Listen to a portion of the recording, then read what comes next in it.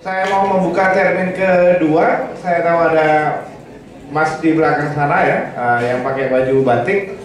Satu, kemudian yang mana nih? Di antara berdua ini.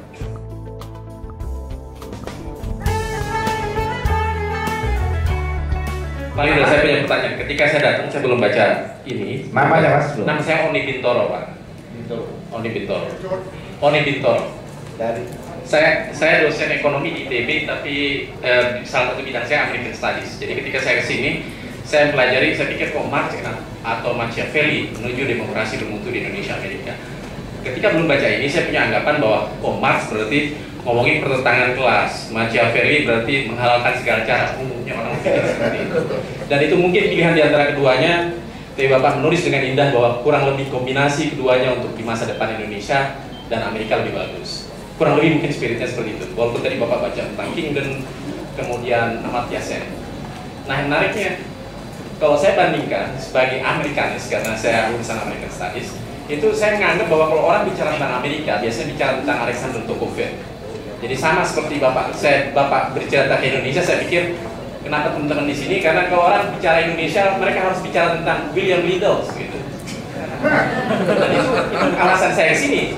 Maksud saya, Tocqueville ketika berbicara Amerika, dia bukan orang Amerika, dia bicara dengan indahnya demokrasi Amerika, dan sampai sekarang semua orang harus baca itu.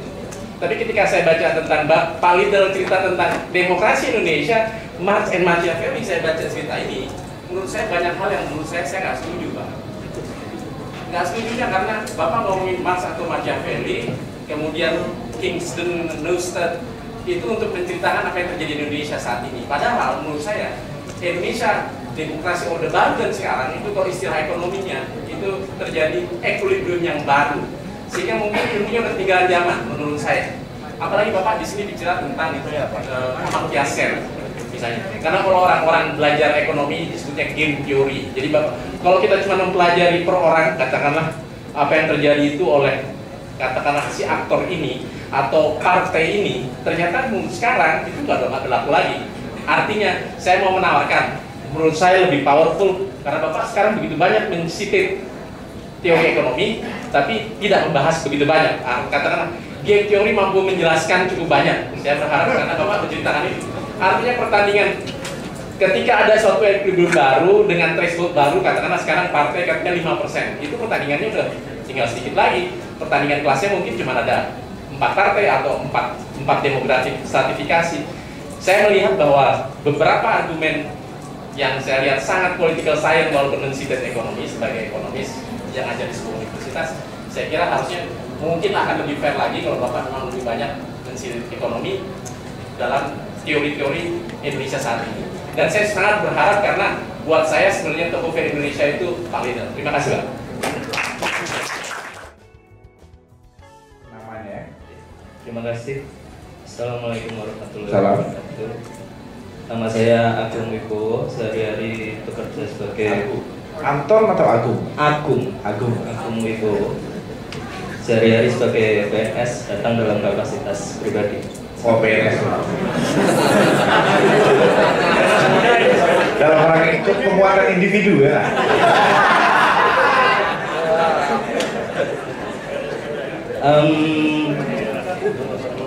Saya merasa sangat berhormat sekali bisa bertanya kepada Profesor Liddell, bahwa pertanyaan saya yang Profesor Liddell tadi jelaskan mengenai bahwa pola gerakan Marx yang sejauh yang saya pahami adalah tujuan akhirnya adalah suatu perebutan kekuasaan untuk melakukan distribusi modal. Itu yang selama ini saya pahami. Kemudian pola gerakan Machiavelli yang seperti pendapat umum adalah melakukan menghalalkan segala cara demi suatu perayaan kepentingan, dan linear dengan apa yang dikemukakan oleh Profesor Liddell tadi. Pada suatu tataran tertentu, kaum Machiavellian menggunakan suatu cara-cara ataupun mereka yang dalam tanda kutip terindoktrinasi atau mengimani pola-pola gerakan yang dilakukan oleh kaum Marxian untuk mencapai kepentingan yang diinginkan oleh kaum Machiavellian tersebut. Ada banyak jalan menuju Roma tapi berhenti sampai Palermo, mungkin kira-kira demikian.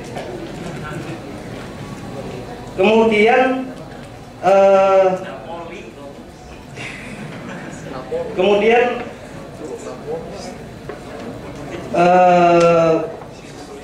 pertanyaan saya adalah apakah dan bagaimanakah peran ideologi nasional, entah itu di Indonesia yang memiliki ideologi nasional, ataupun di Amerika Serikat yang tentu saja memiliki suatu ideologi nasional tersendiri, dalam hubungannya dengan social engineering untuk menghindari suatu yang dikatakan semacam anakronisme sejarah itu. Karena di Amerika sendiri, saya melihat dari film dan bacaan tentu saja, belum pernah ke sana, bahwa dilakukan suatu social engineering di sana dengan penjaga-penjaga ideologinya, kalau boleh saya mengatakan demikian, misalnya National Security Agency, etc., the unknown uncle misalnya. Dan kemudian yang kedua, bagaimana social engineering dalam proses di mana proses komunikasi social engineering itu selalu seringkali menggunakan suatu sistem yang paternalistik. Paternalisme selalu linear dengan social engineering, terutama di daerah-daerah yang sering bergolak. Nah, yang dimana paternalisme tidak sejalan dengan demokrasi. Bagaimana cara demokrasi menyikapi hal tersebut? Karena demokrasi tidak bisa dilepaskan begitu saja tanpa memahami suatu kondisi real yang terjadi di dalam masyarakat tersebut. Mohon pendapat Profesor Lido. Terima kasih. Wassalamualaikum warahmatullahi wabarakatuh. Selamat malam Pak Bil. Saya Geradi dari pengajar muda di Hubungan Internasional UI. Saya ingin meminta pendapat Pak Bil bahwa yang terjadi sekarang ini kan demokratisasi di Indonesia yang kita bisa bilang mulai dari 99 itu ternyata malah membawa irasionalitas dalam kebijakan Pak Bil. Misalnya saya tadi mencatat anggaran untuk politik pembiayaan pemilu misalnya 40 triliun, sementara untuk gizi buruk hanya 209 miliar, seperti itu. Dan banyak lagi irasionalitas yang muncul dari justru karena demokratisasi itu sendiri. Gitu. Saya minta tanggapan Pak Bil. Saya berpikir sejenak, apakah ada hubungan antara demokratisasi dengan globalisasi dalam konteks ekonomi? Globalisasi dalam konteks ekonomi, mitosnya kan survival of the fittest. Ya. Dari globalisasi ekonomi ini saya sendiri berpikir, tapi belum dirisetkan Pak. Ini nunggu sponsor seperti ini. Globalisasi ekonomi sendiri menghasilkan sebuah kartelisasi di dalam politik. Artinya ada segelomboran orang-orang yang memang memiliki kepentingan di dalam globalisasi ini. Paling tidak mereka ingin survive di dalam globalisasi ekonomi ini. Dari misalnya pemiskinan, kemudian perdagangan bebas dan segala macamnya. Akibatnya sekarang ini yang bisa menjadi anggota legislatif hanya 3 Pak. 1 pengusaha, 2 incumbent, atau 3 artis. Seperti itu. Itu akibat, menurut saya ini akibat dari akibatnya mereka membuat sebuah barrier di mana orang-orang seperti kita ini tidak bisa masuk ke dalam politik itu sendiri karena mereka mengamankan diri mereka sendiri dari serbuan globalisasi ekonomi. Seperti itu Pak. Jadi saya minta pendapat Bapak, apakah hubungan ini bagaimana di dalam pandangan Bapak? Seperti itu Pak. Ya, terima kasih Pak Bil. Menarik sekali analisa Pak Bil, terutama mengenai fokus pada Machiavelli, lalu melihat komponen aktor sebagai key players dalam politik ini. Dan saya rasa reintroduction dari karya-karya ini menarik Pak.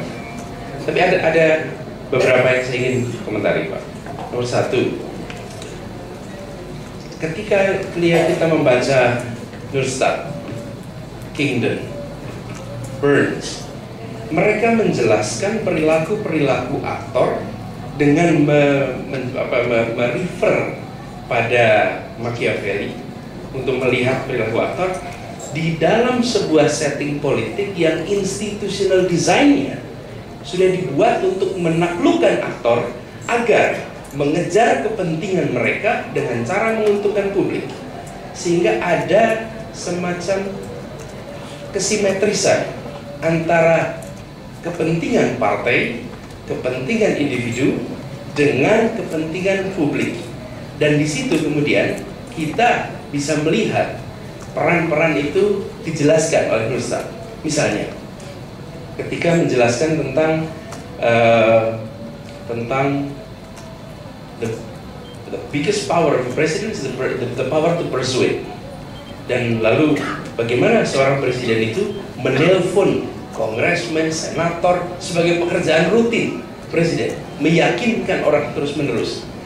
Ada banyak kasus yang bisa menunjukkan itu.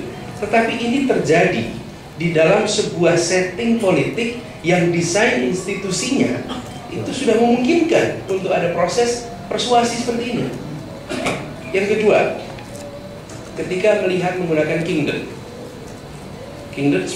melihat di situ ada policy entrepreneurs, di situ ada windows of opportunities yang kadang-kadang momentum yang muncul, take it, lalu di situ diperlukan policy. Tapi policy entrepreneurs ini yang dikatakan Nurliah tadi, kenapa mereka mengejar kepentingan the capitalist saja misalnya, kok tidak yang lain?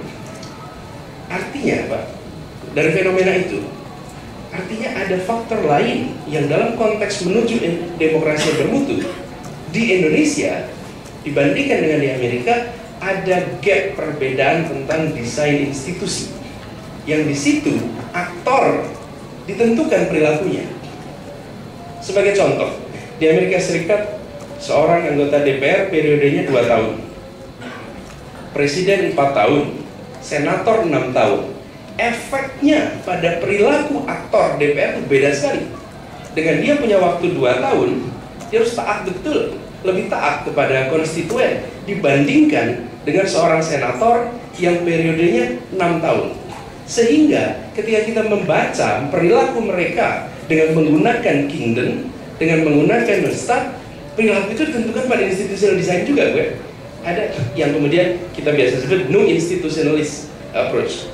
Nah, nampaknya dari penjelasan Pak Bill tadi ada komponen institusi yang diasumsikan di Indonesia intact. Padahal kita di sini nampaknya masih ada problem institusi. Karena kalau kita hanya menggunakan aktor saja Pak, tidak menggunakan institusi, kita yang mau Anda katakan adalah bahwa tidak ada institusi di Indonesia. Bukan, ada institusi Pak, tetapi perilaku orang akhirnya tidak ditaklukkan oleh institusi. Padahal Kingdon dan lain-lain kan menganalisa karena sudah ada setting itu. Yusuf Kala misalnya Pak Yusuf Kala itu menarik Pak, karena kalau dilihat kasus policy entrepreneur, dia ada momentum pasca tsunami dipakai untuk mendorong proses peace agreement. Kemudian the power to persuade, kita lihat wakil presiden lebih menggunakan. Kalau pakai kacamata Neustadt, dia menggunakan sekali itu. Artinya itu bisa terjadi gitu.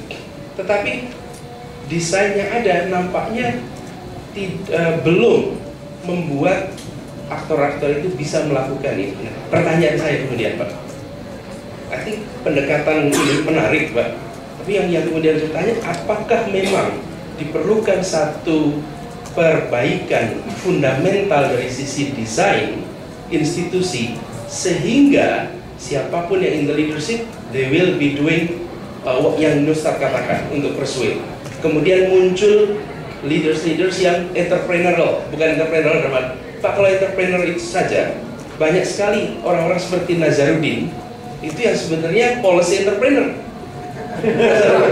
Karena Nazarudin bisa membaca peluang-peluang, mengambil kesempatan, tapi karena desain institusinya tidak menaklukkan dia, maka perilaku si aktor itu dia mengejar kepentingan pribadi untuk kepentingan pribadinya dan merugikan publik secara total. Di situ tidak simetris. Nah, pertanyaan saya kemudian bagaimana membuat ini menjadi simetris sehingga kualitas demokrasi di Indonesia menjadi lebih bermutu. Jadi bukan hanya transparansi kalau tadi konteks Amerika dan Indonesia, tapi ada desain institusional yang secara fundamental berbeda. Saya rasa kalau ini bisa di-tackle juga Pak, selain pada aktornya, dan kita bisa progres lebih cepat di dalam consolidating demokrasi. Terima kasih Pak.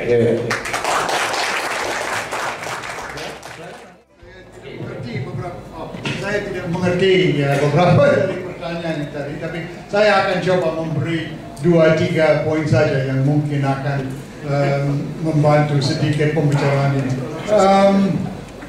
Saya mau kembali ke Kingdom.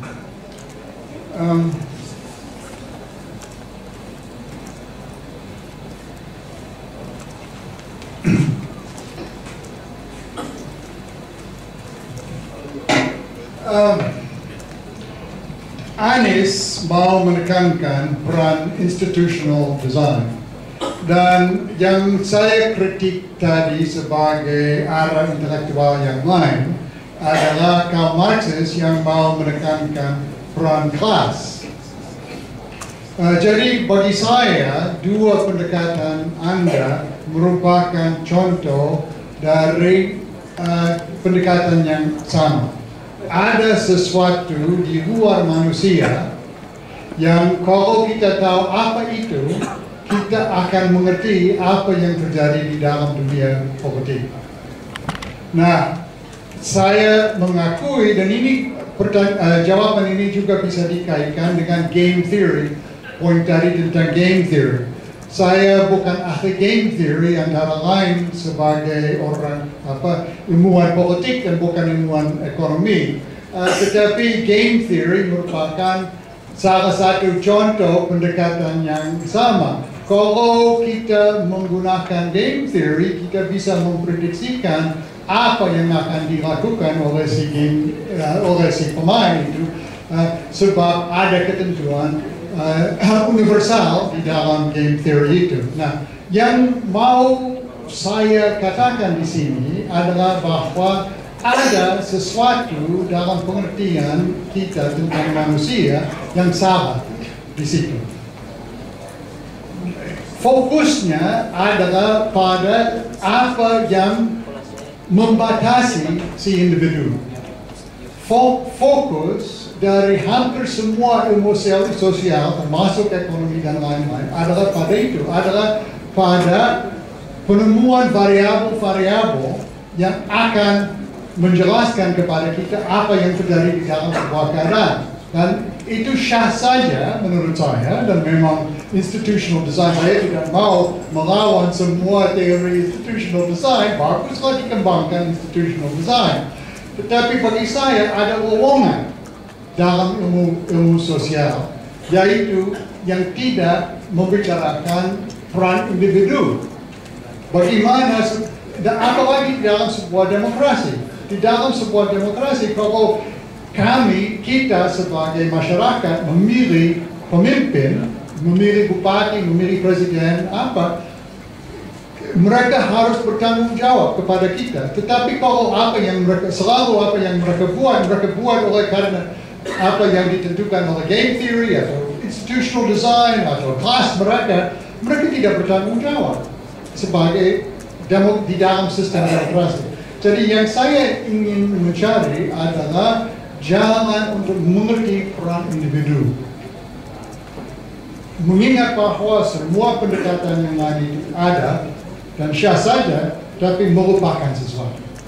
Oke. Bagi saya sangat tertarik, dan saya bilang di dalam makalah ini bahwa ketika saya baca Kingdom pertama kali, saya langsung jatuh cinta daripada yang lain-lain.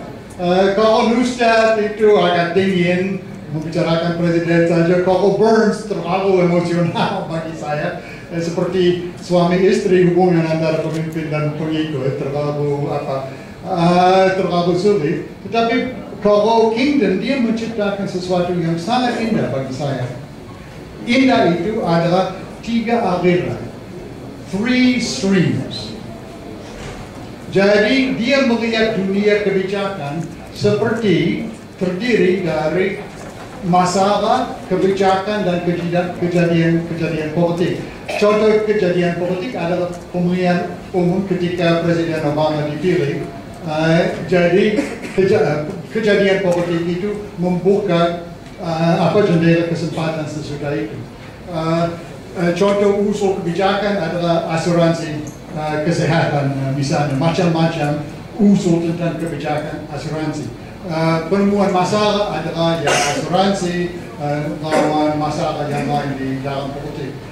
Ide Kingdom adalah bahwa di negara demokratis ada usul-usul yang mengalir terus, dan kadang-kadang usul itu tepat untuk suatu masalah, kadang-kadang tidak. Ada masalah-masalah yang berubah terus juga.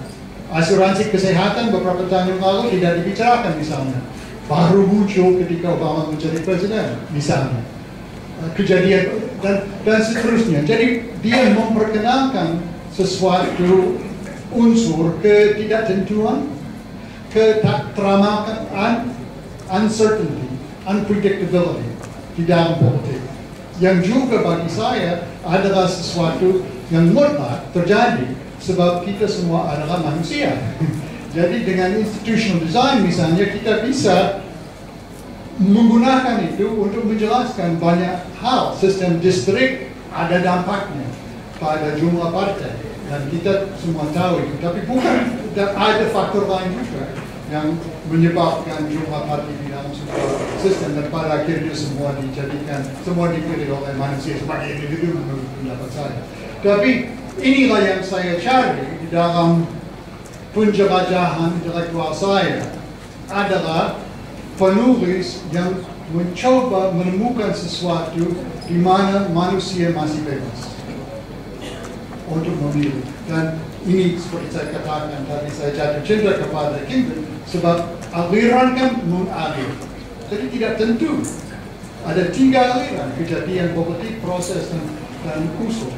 Mengalir terus. Jadi seorang wirausahawan kebijakan memang seperti Nazarudin, tapi bisa dipakai, Machiavelli kan dipakai untuk tujuan jahat, tapi bisa juga dipakai untuk tujuan baik. Tapi analisis Anda tentang Nazarudin sebagai wirausahawan kebijakan saya kira tepat. Dan berguna untuk mengerti supaya bisa melawan. Saya kira cukup. Kita baru jam 9, kita masih ada waktu.